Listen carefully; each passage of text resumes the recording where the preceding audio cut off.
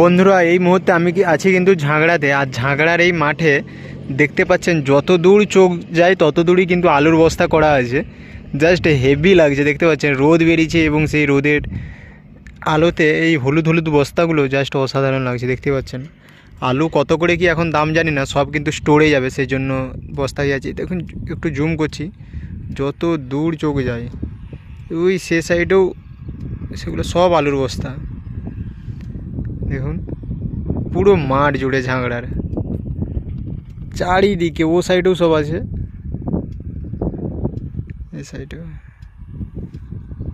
আর এই সাইডে আলু কিন্তু এখনও খোলা মানে তোলা হয়নি। এই দিকটাও যত দূর দেখা যাচ্ছে সব আলু, শুধু আলু আর আলু।